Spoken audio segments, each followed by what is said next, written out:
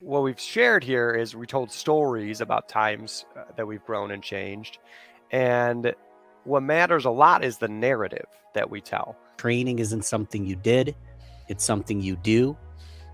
I believe same goes with growth. It's not something you did, it's something you do. One of the biggest differences and biggest improvements I made in my life is when I incorporated exactly what you just said into my life, Ben, which is a journal. I think we all need to have growth opportunities. And I think sometimes an event that could be deemed tragic, I mean, even a happy event, I would say could still be that stem. Welcome to the Lunch Break ABCs. I am joined by the Christine Smith, the Ben Albert, and the Andrew Biernat, and I am Brandon Eastman, and we together are the Lunch Break ABCs. We come at you once a month to bring you a topic that you voted for, that you want to hear more about, that you want to see the four of our minds come together and share some insights on these very important topics. We've talked about things like fear. We've talked about building your business. We've talked about growing yourself personally. And today specifically, we are talking all about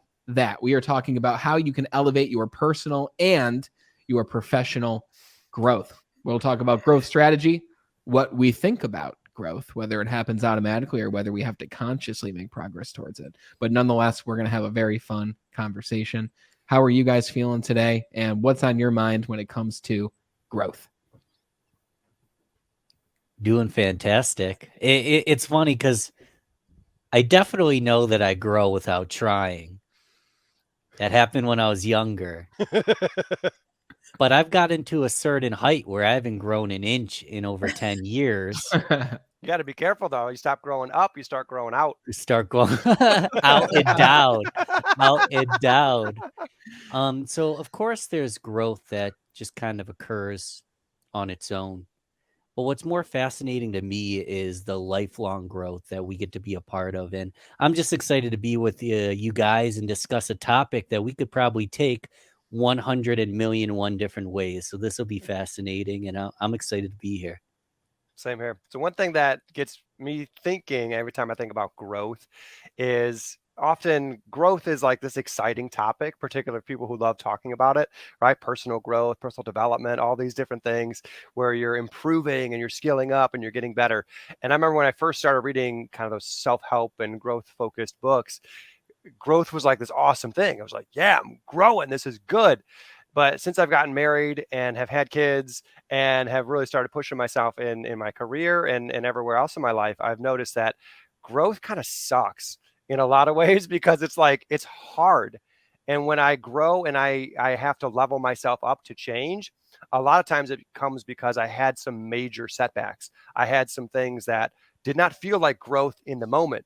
It felt like a major problem in the moment. And so I want to just maybe tee up as an initial conversation how growth is sometimes or often tied into hardship and challenge and things that we don't necessarily see as pleasant. There's like the fluffy growth where like it's like the Tony Robbins like rah rah kind of feel to it. But then there's like the real growth that happens through hardship and change and challenge. And so I just want to maybe kind of tee that up as like an opener to our conversation.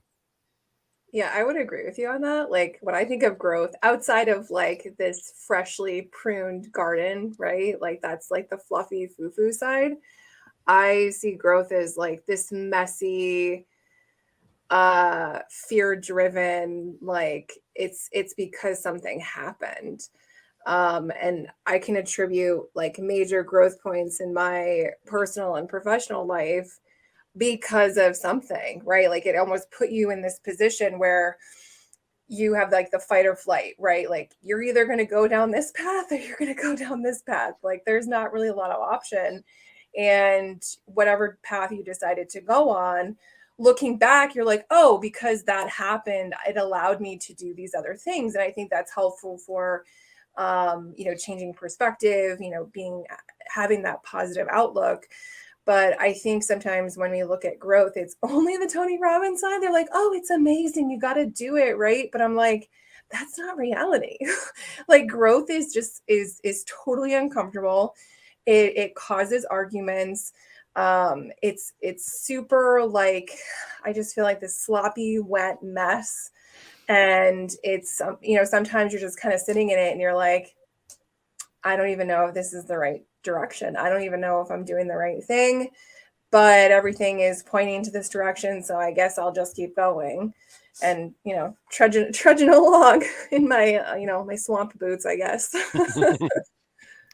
I think the biggest thing is going to be to track how many times we use the word growth through this conversation, because I think we're already up to 100, which is awesome. Because it's a conversation that we need. And it's really weird to say it like this, but before I really understood the process of growth, we were still growing. Like you made the joke, Ben, that you grow automatically when you're a kid, you get taller, right? Like that just happens and the universe has its way.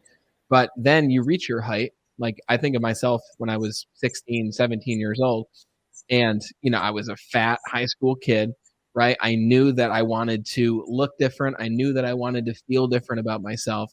And I still, quote unquote, grew during that time, in the sense that I tried different things. Like I knew I wanted to lose weight, so I bought like a weight loss pill, and I bought the thermogenic that Facebook ads was showing me on, as I scrolled through my feed. And I tried all these different things. But I think at the very beginning of our growth journey, I know this probably meets a lot of people who aren't at the beginning, but for those who are at the very beginning, you have a very limited toolbox when it comes to your growth. So you have one option or another option, right? So you latch on to one.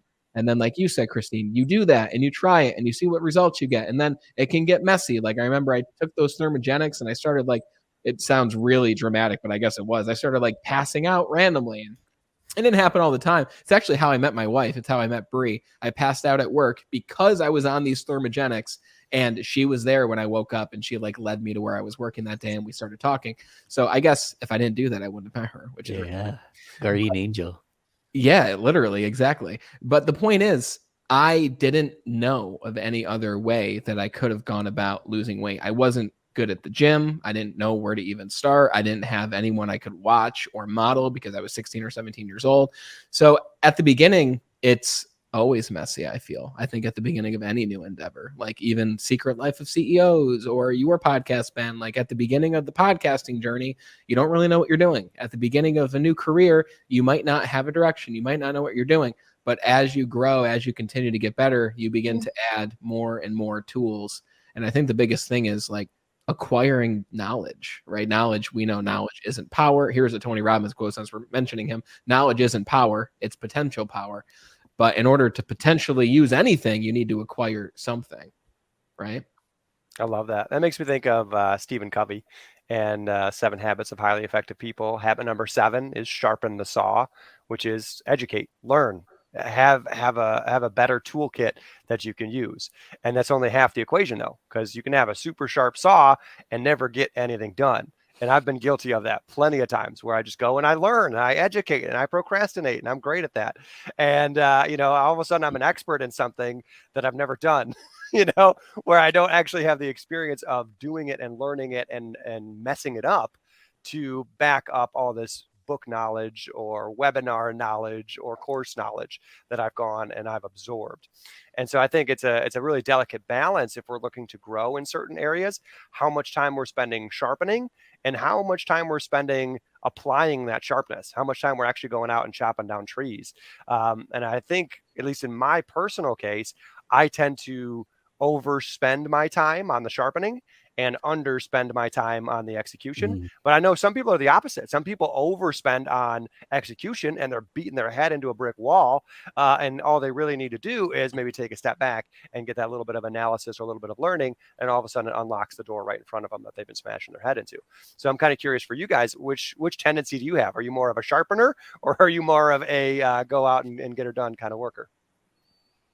I mean, definitely, you're describing growth without a plan, which is definitely not something I usually do. I don't fly by the seat of my pants to an extent.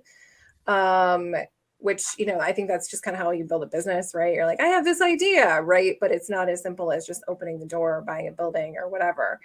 But I think, growth doesn't happen until there's an action, right? Even if it's involuntary action, it's still something that has been acted upon. So I think that's like step one, right? You have to act on it, and you have to use either previous skills, or you have to learn new skills to continue moving forward on whatever that action is. But I think, for that growth, like launching point, like it's still going to be messy because you just don't have all the answers, right? That unknown factor, I think, is huge with growth, because we don't know where it's going to put us.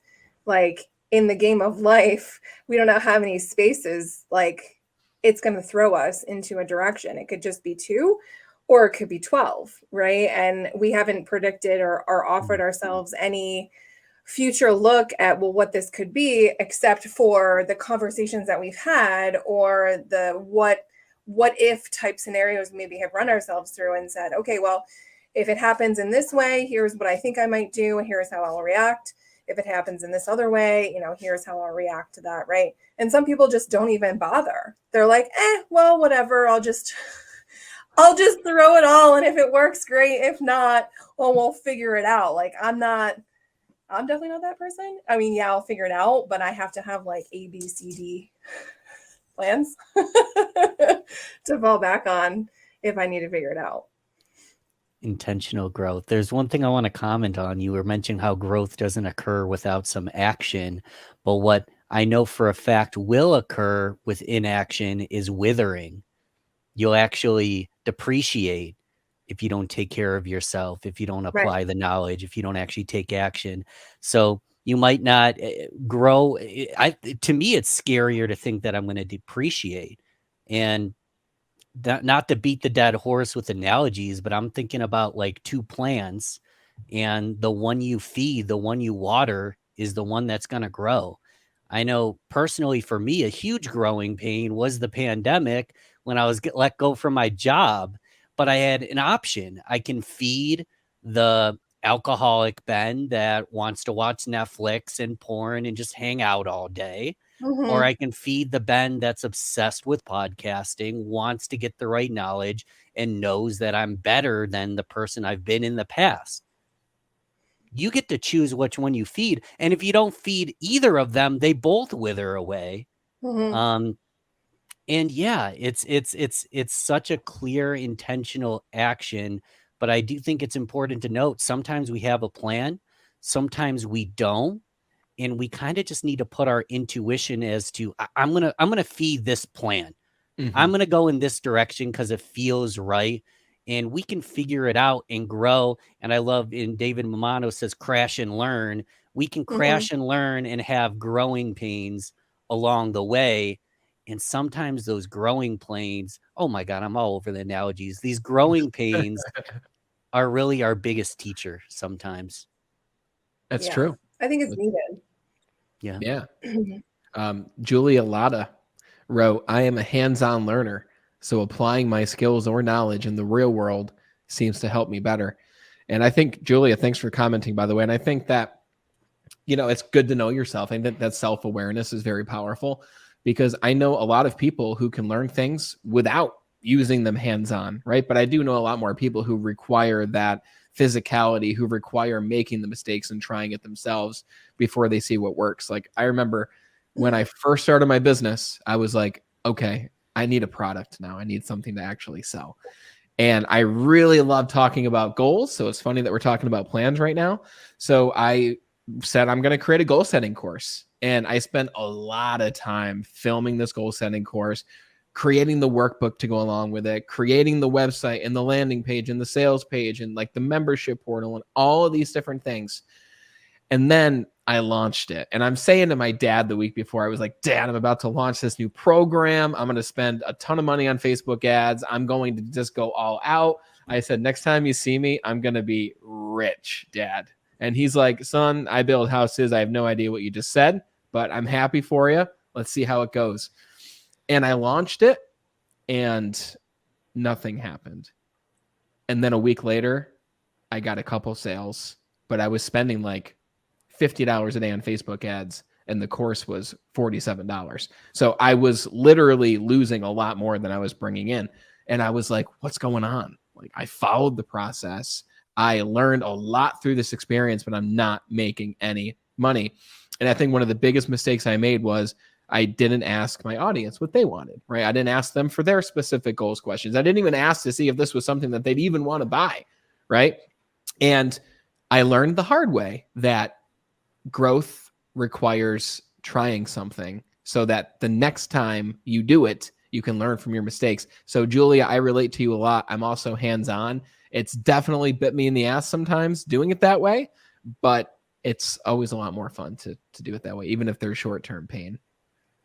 I love that. One thing I want to make sure we also cover here, and Ben and Brandon, you guys have been great at diving into the stories of our growth. I think we can learn so much through each of our growth stories, because we all have times in our life we can look back at and say, "Oh yeah, I grew a lot during that time." And usually when we can say, "Oh yeah, I grew a lot," then we can see there's probably some conflict, or there was some problems, there was some things that did not go well. And that's what caused us to grow. That's what caused us to adapt. That's what caused us to change. And I'll share one of my stories, which was back when I was working as a sales professional and hated my job. Sales is great. I like selling, but I did not like the role that I had in the product that I was pitching. And it just ate at me. It was just like a cancer in me. And so eventually it spilled over into my work. Like I just didn't do as good a job as I could have. I was put on a performance improvement plan, and I basically fired myself. I did not improve enough to stay. They were very good about it, very kind, very nice. But listen, this isn't for you. So I was seen out the door. And just like Ben, I went into this spiral where, just more of everything, at least the not good things, right? My unhealthy coping mechanisms. And things got worse. But I can look back now and say that was a point of growth for me, because as things got worse, a couple doors of opportunity opened. One of those opportunities was to change careers. And so I took that opportunity. I changed careers. And another thing happened that I thought was really interesting was I got a mentor. And this was a paid mentor. This was actually a counselor. It was somebody that I paid to give me advice on things. And he was great. He opened my eyes up to a lot of the things that were going wrong in my life that I hadn't really paid much attention to, or I thought was totally normal, or everybody else is doing it, so it's fine. And he really just kind of peeled back the layers of that and said, well, it's not fine, and you're not okay. And I can remember after my first appointment with him, it was like an hour and a half appointment that we had. And it was going to be like 2 or 3 weeks before I saw him again. Like those 2 or 3 weeks was like, in my mind, looking back, that's like the lowest of the low, right? So there was the getting fired, and then the whole low that came with that, and the drinking and all that stuff. And then there was the having my eyes open to how bad things were, and then the low that happened after that. But then after that was that rebuilding process. And that's when growth started to happen. And a lot of times you'll hear about these rock bottom moments for people. And it's like, well, how does everybody have a rock bottom moment? And I think part of it is like, it's your personal rock bottom is going to be different than somebody else's personal rock bottom. And what makes it the rock bottom isn't necessarily that it's the worst that it could ever possibly be. It's that was the inflection point. That's when things turned around. That's when things changed. And so for me, that inflection point happened after that first counseling session, and I started making some serious changes to my life. And again, that was a longer process than it was to get there. But at the same time, it was a really powerful process. And obviously, I've changed a lot since then. So I'm kind of curious for you, Christine, what's maybe a story of growth for you where you can look back and say, oh, yeah, I grew a lot in that time. Well, obviously, I've talked about my divorce on this show as a big, major stopping point of growth and, tragedy and everything that can happen with that. But I'll actually go back farther because obviously a lot of people have heard that story. So I was actually in a really bad car accident when I was 17. It was bad enough where like I had my first helicopter ride to Albany Med, which I don't recommend. And a lot of the EMS and police on scene thought I actually had died. It was that serious. So at the time, I'm 17 years old. I'm getting ready to go into my senior year of high school. They had to postpone pictures for me because of my face was all like butchered up and everything. And, going back into school was extremely hard because, kids are really mean. They're like, oh, I didn't think it was that bad. And like, literally this part of my face doesn't move. Like I will never have wrinkles on that side of my face.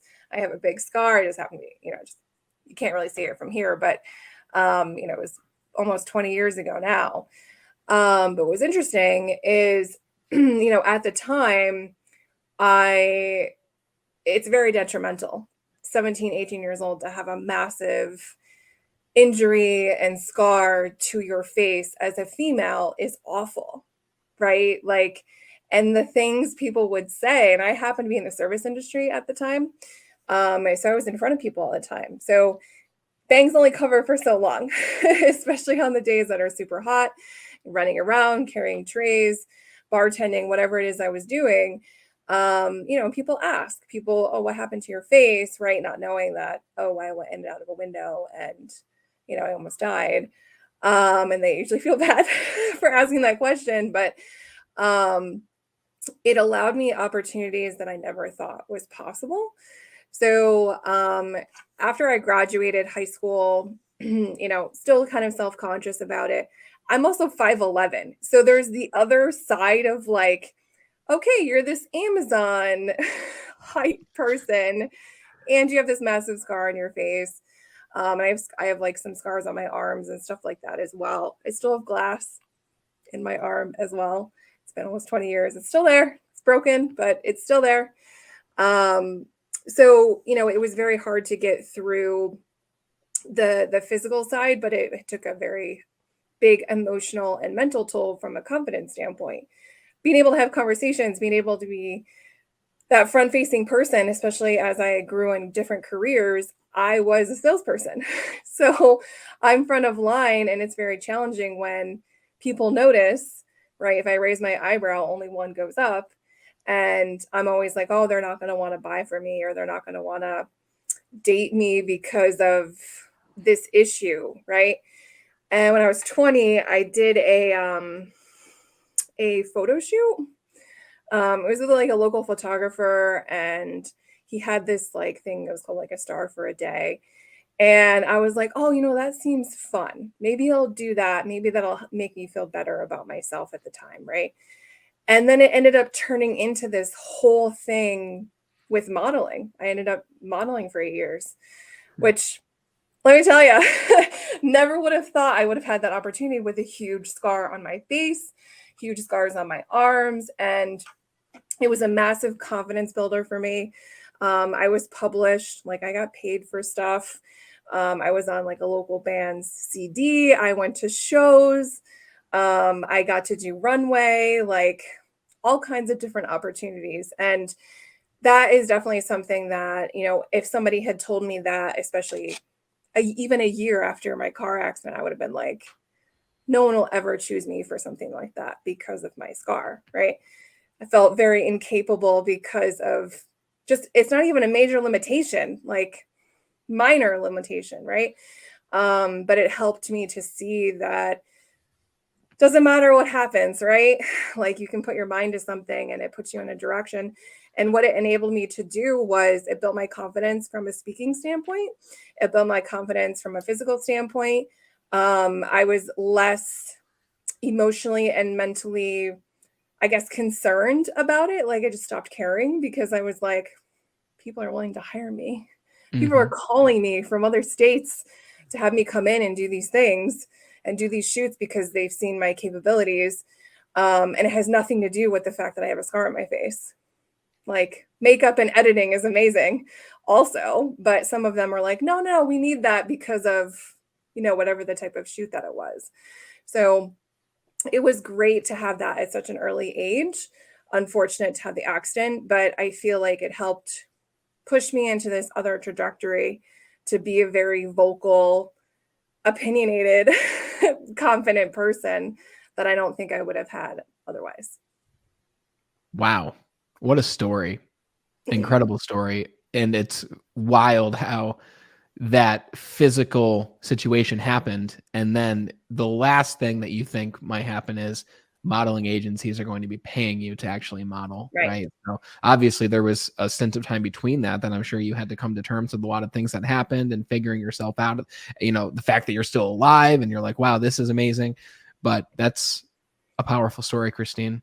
My question for you guys is, and Julia just made another comment too, which I'll throw up here, but the question is, for someone listening who may not have had a traumatic life experience, or they weren't fired from their job and had to figure something out, or like, all the stories we told, like they seem very dramatic, right? Obviously, most people have had a traumatic experience of some sort, but the question I will ask is a traumatic experience a prerequisite to growth, or are there ways that we can grow intentionally or non-intentionally without a traumatic experience? But Julia wrote, personally, I am looking to grow mentally, but professionally, I am trying to expand my skill set to provide more value to both my career and my pay. That's awesome. Good for you, Julia, for being laser focused on where you want to grow. And for everyone else listening, I'd ask you the question, what skill sets are you looking to grow in order to provide more value to your career so that your pay will rise as a result? But going back to the question, does Julia need to experience something traumatic in order to grow in her skill set to get paid more? What do you guys think? No, because I think trauma just is like, I think we all need to have growth opportunities. And I think sometimes an event that could be deemed tragic, I mean, even a happy event, I would say could still be that stem, right?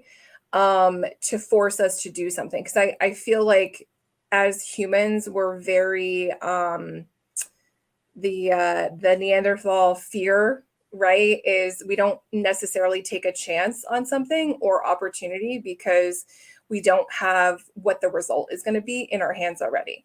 So it prevents us from doing any sort of growth because they're like, well, what if I'm not good enough? What if I can't find someone? There's all these what ifs, but it's like, but what if you do find somebody? What if you do have these skills?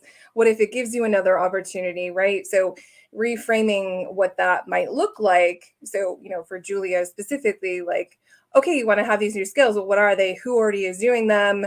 Can you find someone that mentors you? Is it something that you need to take a class for? Is it something that you can just, do quickly online? Can you watch YouTube videos, right? I think growth is imperative for direction. But it's only if you're going to actually do it, right? Like you can talk all day long, well, I want to get paid more. Well, that's great. But what are you going to do to do that? Do you need to move jobs? Are you going to add more services? Are you going to hire somebody so that you can do more? Again, the action still has to happen for the growth, but you got to want it. I want to kind of back that up too, because what we've shared here is we told stories about times that we've grown and changed. And what matters a lot is the narrative that we tell. And for us with our narratives, there was like this clear demarcation point, was maybe getting fired from a job or having some sort of tragic injury or anything else we could look back at and say that was the point in time. But there's plenty of other points in time where things just changed for other reasons. I met my wife, and Brandon was resuscitated in a sense. Right, here you go. Right, and so we have these moments where something happens, and the key is what happens after that something happens. Because if you don't do anything after that something happens, you just keep on going. It's just another little micro tragedy, or it's another little micro success. But if that moment in time, you start telling a different narrative around it, you start telling a different story around it, it starts to mean something different. So for myself, my story could have been very different. I could have told a very different story where I got fired and it was really hard. And then randomly I got lucky and randomly these other things started happening. Right. But I told it in a very intentional way. I told it in a way that I was led somewhere, and I was upskilled and grew because of that. And so my encouragement to those that maybe are like, hey, I want to grow, I want to change, but like, I don't want to get hit by a bus today. Like I want something, I want to have that clear demarcation line, but I don't want to have a tragedy occur in order to flip that. So my encouragement would be spend some time working on your narrative. Start telling your story. Things used to be this way until one day I made a decision. And on that day, I decided X and Y and Z. And from that day on, everything was different. I saw the world differently. I behaved differently. I did things differently. We all have that opportunity each day in the way that we frame our narrative. The key is, how often are we able to reframe and get back to that narrative? Because anytime we're trying to do something new, we're going to be pulled back into old stories, old narratives, old frameworks. And I think Christine shared this beautifully, where she had this new framework in her head that she was this new type of person. I am a damaged person. I have these new challenges, and that's closed the doors on certain opportunities. And so it took these other moments where she had to reframe that narrative over and over and over again. And if you can reframe that narrative enough, it becomes true. That becomes that new reality that you're living in. And so, yeah, you don't need to have some extreme hardship happen to grow, but you need to reframe your narrative, and you need to stick with that frame and keep that frame moving forward. So powerful, Andrew. In a minute, I want you to jump in and talk about goal setting, Brandon. I just wanted to put one highlight on, I find most of my days aren't story worthy. And, stories are compelling. And if we can extract the wisdom from those stories, we can shorten learning curves. A lot of days kind of are just kind of simple, boring. I'm happy, but nothing crazy happens. But just one thing that's changed my life is keeping a journal. And there's a lot in that journal, but a big part of it's 5 things I'm grateful for, and just starting to see the good. Where boring day, grateful to be alive. Struggle, grateful to learn. Something amazing happened, let's celebrate the heck out of that win. And that's a goal of mine, just to write in my journal. Every days are mundane. Sometimes I don't have a compelling story to tell, but I develop a mindset over time by reframing those boring days as things that are still happening for me and a great opportunity to learn. I got to learn from you guys today. And I saw Julia mention goal setting, and you're the goal guy. So I wanted to jump in, but I did want to toss it over to Brandon to talk a little bit about goal setting maybe today. Hey, I did write the course on it, even though no one bought it. So please allow me to bring you through the material. Julia, thanks for asking. So Julia wrote, any advice for goal setting and sticking to it? I tend to set short and long-term goals, and then I struggle to take action. Awesome question. I know each of us are going to have a different answer to this because each of us do a little bit differently. One of the biggest differences and biggest improvements I made in my life is when I incorporated exactly what you just said into my life, Ben, which is a journal, right? And now I have like notebook after notebook. I've become someone who just habitually loves to take notes and write things down. And even with clients, I'll share my notes that I take with them afterwards because it helps them to go through and reflect. I'm not the most artsy by any means. A lot of people think, okay, well, writing, that has to do with creativity. Therefore, I must be artfully creative, and that is not the case. If any of you have ever seen me draw on a flip chart, it is one of the most scary things that you'll ever see. Christine's smiling, she knows. Yes. And you'll get to see that. It's just not the best by any means, but it's not about your artfulness. It's about getting your thoughts onto the paper. And I agree, Ben, there is absolutely a power there. And it's probably a very good thing that every day isn't story worthy, because then when there isn't something big that happens, you think that something's wrong, right? It's good for there to be spikes and then back to normal and then spikes and then back to normal, because that helps you determine, okay, this was a very special day or this was a very special time of my life. So it gives you that dichotomy there. But to Julia's question, Julia, you mentioned before that you're looking to expand your skill set to provide more value to your career. And then you asked about goals and sticking to it. So the question I would have for you, it's less advice and more of a question that you already have the answers to. Okay, what can you do? Going to Christine's point, if you want to earn more money, what are you going to do to earn more money? A lot of the times I see a lot of people think they have to go to a different job or a different company. Not the case, right? I was a sales trainer for years and years and years, for 4 years.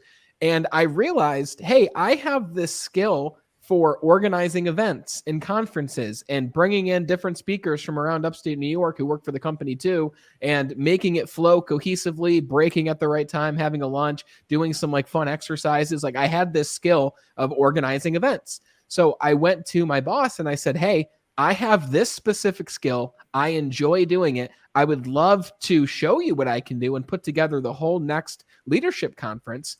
And his name was Luke. He was like, yeah, do your thing, man. Please take this off of our plate. So I did. And I showed him what I could do. And after he saw it, he was like, okay. He was like, so how much do you want to get paid for doing this? And I already had some numbers in my mind, and I threw a number at him, and he said, yes, I probably should have shot for a higher number. But the point is, what comes first, Julia? Do you want to grow in a specific skill and then leverage that skill to get a position? Or do you already know that there's a role or position that you want to fill at this organization? And if that is the answer, then okay, look at who's doing that. Or if there's no one doing it yet, what skills will you require in order to make it happen? The big point of your question was, I struggled to take action. A lot of people think that they have to do everything all at once, The goal and the trick is to just relax, have patience, know what the skill is that you want to improve in, and then just take it one day at a time. Because time is going to pass whether you want it to or not. And in a year, you're going to be more skillful in something. If you have an idea of what that something is, in a year, you're going to be a hell of a lot more skillful. So my advice for you, Julia, would be figure out what that skill is, buy a book, listen to a podcast specifically on that thing. Don't start going in every other direction, but become laser focused on that skill. And it's very likely that in a year's time, you're going to be exactly where you want to be, or maybe even in a better place than you could have imagined yourself. I love that you immediately went to skills, because a lot of times when people are asking about, oh, like goals and career and improving and all that, the temptation sometimes is to go to passion. Well, what excites you? What do you enjoy? And I want to recommend a book to those that are listening. The book is So Good That They Can't Ignore You. And that's by a guy named Cal Newport. He's got a ton of good books. This one I absolutely loved. I read it recently, and I wish I'd read it 10 years ago. I don't even know if I was out 10 years ago, though. But the concept of this book is really, the backbone of it is career capital. And that is the type of currency that you want to be trading in. That is the type of thing you want to acquire as your career progresses, as you continue to upskill yourself in your current role and for your next role. And a good way to think about career capital is, why do people do internships? Why do people do extra work at work? Why do people do these things that just seem like they're really not getting paid any extra? They're not getting any extra tangible benefit for it. Is the smart ones are doing some of that extra stuff, some of that unpaid stuff, some of that stuff on the side, starting a podcast or writing a book or starting a new hobby or going to improv classes or doing some of these things that when you look at it on the surface, you're like, okay, maybe a bizarre hobby or some oddball thing, or it's just extra work. But those that are conscious of that are aware of, oh, this is actually improving me in some way and I'm enjoying it in the moment. Those that do that, they start to build up more equity in their abilities. So we look at all four of us. We all have podcasts. We all are actually extremely skilled and talented at having conversations, at pulling out ideas, at sharing concepts. These things are not only valuable for podcasters. These are valuable in a lot of different areas, whether we're selling or pitching, or we're trying to get somebody onto our side in an argument, or we are just trying to connect better with people that we care about. All of these skills get to be used elsewhere. And so my encouragement would be, as you're looking at where you're headed, start to think about, what can I do now to acquire some of those skills? What can I do now that's going to enhance my marketability? Think of yourself as an asset. You are a resource in one sense, from a company's perspective, and a resource can be used and applied and sent to different ways. And if you have more things that you can do, and then you tell people that you can do those things, you're going to be more likely to be a valued resource. And if you are a valued resource, you can then push for higher pay. And there's two ways to do that. One is you can do that within the company and say, hey, I should be paid more. Or, hey, I'm gonna, kind of like Brandon did, I'm gonna take on this new opportunity. I'm gonna head this up and I'm gonna be paid accordingly. There's one method. The other method is, again, test the open market. And you can always bring it back to the employer that you have. Here's an open market price point that my salary needs to be at. Can you match that? If not, I may need to go to that other opportunity. But you can only do some of those things by taking that initiative, by saying, you know what, I'm not just going to do that whole 9 to 5 only thing, or, 9 to 2 p.m. and then, flake off the rest of the 3 hours of the day. You need to be focused. You need to be saying, you know what, I want to get better in this particular area. So look at some of these next things that come down the pipeline at work and say, okay, I could take on this one particular project. And if I did this one, it's really more the same. It's not really any different than stuff I've already done. Is that going to improve me in any way? And then look at some of the other projects that maybe you have an opportunity to be a part of and say, you know what, I've never done that before. I'm not very good at that.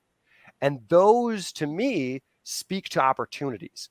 Those are chances where you can say, you know what, if I dove into that and I got better at that, that increases my marketability. I've got more experience in that area. And guess what? By having more experience, having more of that career capital, you are more valuable. And then you can use that to be paid according to your value. That's excellent. Do you mind if I jump in here real quick, guys? Please. Because what you just said is exactly what Julia can use and take. So she wrote, again, I am hoping to stay at my current company and grow with them since we are a small startup. I've been taking courses in marketing and coding since those are the two departments I see growth in. Thank you for your advice. So if we take this now, and by the way, everyone else listening, we'd love to give you advice too. Go in the comments. Let us know where you're focused on growth. Matthew Lesser just wrote a comment as well. But take that now, and Julia, grab a couple books on marketing. Go to Amazon, type in marketing, go to best selling, and read some of the top books in marketing and or coding. My advice would be I'd pick one of those skills. I'd pick the one of those skills. I know we mentioned passion before, but I would pick the one that you can see yourself being most passionate in. Become really, really good at one of those, coding and or marketing. And as you read, as you learn, start applying what you're learning for free at your startup, or go to the person who makes those decisions and say, hey, listen, I would love to try something. If you're up and willing for me to do this, I would love to give it my best shot to see what results I can get. You're not asking for pay at that point, but if you get a great result, say, hey, I would love to do this on a greater scale. I realize we're a startup, but I know that I can, if we put $1 in, I know I can get $2 out, or whatever it might be result wise. But just like you said, Andrew, do it for free. A lot of people are afraid of doing it for free. I'm not saying do it for free forever, but start with that so you can get a proven result. And once you have that result, that's when you can go to the market and start asking for money. I kind of want to weave in all this together. And I'm taking this from Bradley, Lightspeed Virtual Training. What he always says is training isn't something you did, it's something you do. I believe same goes with growth. It's not something you did, it's something you do. You don't check the box and say that it's done. And the four main pieces that he goes through are good content, practice, repetition, and accountability. The good content is that book, similar to Brandon mentioned, getting the right knowledge, extracting that wisdom, and practicing it. Let's say you have a speech, you have a meeting, you have something important, you're going to practice behind scenes based on what you learn from the good content. Now, repetition is doing this all the time, not just saying, oh, I read the book and I practiced and I meet. If you speak in front of your team, if you speak at an event, you don't just speak 5 years later and you want to keep that momentum. That's that repetition. It's good content. Practice that content behind the scenes, repeat it in your day-to-day life. And then Matthew touched on the thing that I think most of us miss, and it's accountability. And in the comments, he mentioned how he has a board of directors where he has 4 people in his personal board of directors, and they meet, what's it say, half a day? They meet with his personal board. That's the accountability. So you have the good content, you have the right knowledge, you've practiced it behind the scenes, you're implementing it with repetition. Now, how can I surround myself with the right kind of people that can hold me accountable? And pick a goal, pick anything, a skill. I believe if you do those 4, you have to succeed. And if not, you're pretty darn good. You're still 90% better, even if you don't get to 100. I mean, 100%. 1% is still 1%, right? Like True. you move the dial, right? Like they say that if you move 1 degree, if you're sailing a ship, that you can end up in a completely different country, right? True. So I think that perspective is extremely important when it comes to growth. And hopefully my computer doesn't die. like using Julia as an example, like I think a lot of times people set goals that have no mini goals. So you're like, oh, I want to increase my pay. Well, that's great. But like, what are the things that need to happen for you to go up the ladder first in order to accomplish that goal? Same, buying a house. Like, okay, well, what do you have to, what are the backtrack things that have to happen? It's not as simple as buying a house, right? Okay, are you doing a down payment? Okay, you have to get approved first. You got to find the house. Like, where's the location? All these things, right? The logistics of the goal, I think, have to be addressed. And I think that's why people don't typically accomplish their goals, because the goal is, and I think maybe people do that to themselves on purpose. Well, I didn't reach the goal. And it's like, but you didn't build something that was actually obtainable and had steps that would get you there. You're just like, well, I'm going to buy a Ferrari. Well, that's great, but like, what exactly are you going to do to get to that point? Unless you have the cash sitting in your bank and you can go buy a Ferrari, like if it's that simple. If it's not that simple, which usually goals are, and that's why you set them, you have to go back and say, okay, well, what are these sub goals? And I think as humans, we really enjoy like accomplishing things or checking things off. So if you're checking many things off as you go, you're more likely to accomplish that goal because you're like, oh, I'm halfway there. Like you have something to read and go back on to see where you are in your checkpoints. Yeah, I think the biggest thing is consistency. And then we can give some final thoughts to wrap this up. But like, I am the least patient person you guys will ever meet. Least patient. Like, I need things to happen when I want them to happen. I'm very dynamo in that way. And even though I've seen the proof in the pudding many times, I'm still that way. And I'm becoming more aware though. But I know for other people who love to achieve, which I know all four of us are very similar in that way, the idea that you've probably heard from 100 other people of patience. Like when I started my podcast, I didn't expect results very quickly. And I did not get results quickly whatsoever. I'm going to show a chart tonight at Christine's podcast event at Hanger Coworks. And the screenshot is the first year was literally like this, like slow, some growth, some downloads. But after the first year is when that graph started to do this. Okay, it's a little bit more, a little bit more, a little bit more. And then at the second year, which just happened last month, now it's going up even more, even more, even more. So the point is consistency, and it takes time. And for someone like me who struggles with things taking time, like I said, I should take my own advice. Earlier, I said time is going to go by anyways. So in a year, where would you like to be? In 2 years, where would you like to be? Because then you can take Christine's advice and backtrack that and take that process, turn it on its head and say, okay, what needs to happen right before the goal? What happens before then? What happens before then? And just keep taking step by step by step. Because I guarantee Julia and Matt and everyone else listening, what you want, if you break it down into those little mini steps and you just start taking step by step today, doing what Ben calls the boring things, after a year, that's when the really exciting things start to happen. But just have grace for yourself, right? And I need to follow this advice too. Have grace where you are, be happy with where you are, but not happy to the point where you don't take steps anymore. Happy to the point where you're happy where you are, but you still know that there's a newer, better version of yourself as long as you just keep taking one small step at a time.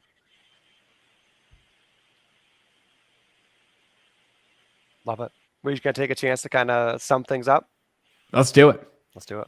So I'll drop my little bit here. I'm going to circle back to narrative. That's to me what I think is really helpful for most people is what is it that we're replaying in our heads over and over again? What is the story we're creating about our lives and our environment?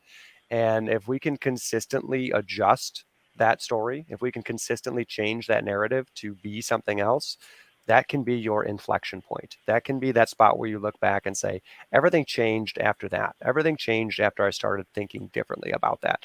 Maybe it's coming to terms with a previous trauma. Maybe it is understanding where you actually are headed in life. Maybe it's embracing a skill set that you didn't realize is valuable. Whatever it is, we each have these opportunities to reframe things.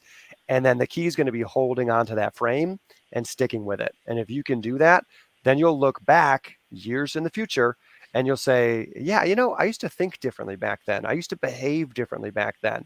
And a lot of that had to do with that story that you told. And if you can just consistently tell that different story, you're going to change your life. I don't want to add anything new. What I'll do is I'll give a little inspiration, because I think implementation and consistency, Brandon just said it, it's exactly the most important thing. And I've given this analogy in a different way. I'm changing it up because it's fun today. So let's say you want to grow a garden. You go to a gardening expo. You learn exactly how to, build and grow this garden. And what you do is you take care of the plants and you water them exactly the amount you were taught to water them, patiently water them every day for 365 days. Where do you think your garden's going to be? Now, the other person down the road took the amount of water they're supposed to pour on the plants and decided, well, if I pour them all on the plant today, maybe I won't have to water them for 2 weeks. Who do you think is going to have a better garden? The person who slowly, patiently watered consistently every single day is going to have the nice garden, and the person that comes in with intensity and speed but doesn't actually implement anything isn't actually going to get anywhere. So my final thought is take just one thing, preferably 3, 5, 10, but take one thing you've learned or something that resonated with you today and just implement a little bit each day, and come back to us in 30 days, 90 days, 365 days, and tell us how you succeeded, because that's what's going to happen. Christine said it, even if you just move it 1 degree, what direction do you think you could take your life, your career? So that's my motivation for y'all today. I'm I would motivated. say I'll Close us out. Mine is growth equals opportunity. Mm. Don't worry about where it's going to put you, because if we knew that, we would probably take more chances. Just look at what opportunity could this bring me. It could be a person, place, or thing. And you don't necessarily know what you might need right now that is going to get you to that next stepping stone. So growth equals opportunity. Heck yeah. I would say the final thing is be like the bamboo plant. And I'll read this. A Chinese bamboo plant takes 5 years to grow. It has to be watered and fertilized in the ground where it has been planted every single day. It doesn't break through the ground until 5 years later. After 5 years, once it finally breaks through the ground, it grows 90 feet tall in 5 weeks. So my takeaway is be like the bamboo plant, grow underneath the ground, maybe not literally because that'd be uncomfortable, but grow inch by inch by inch. And then after a year, 2 years, 3 years, 4 years, everyone sees you sprout and grow. And they're like, holy crap, look at Christine. Wow, look at Andrew. Wow, look at Ben. Look at Julia. Look at where they are. And then some people are going to say, it must be nice that Julia is the leader of this startup company. Look at where they are now. Millions and millions and billions of dollars. But they didn't see the 5 years of growth that happened underneath the surface. Right. So be like the bamboo plant, grow 1% each day, both personally and professionally. We hope this episode has been helpful for you in your personal and professional pursuits. If it has, let us know what your takeaway is in the comments, and keep an eye out for our next poll, which will be on the letter A, B, C, D, E, F, G, H. So H is our next letter. Yeah, I truly just did that. I'm not good at ABCs. So H will be our next letter. Keep an eye out for that poll and choose which topic you would like the lunch break team to talk about next time. Thanks so much for watching and listening, guys. Have a good day.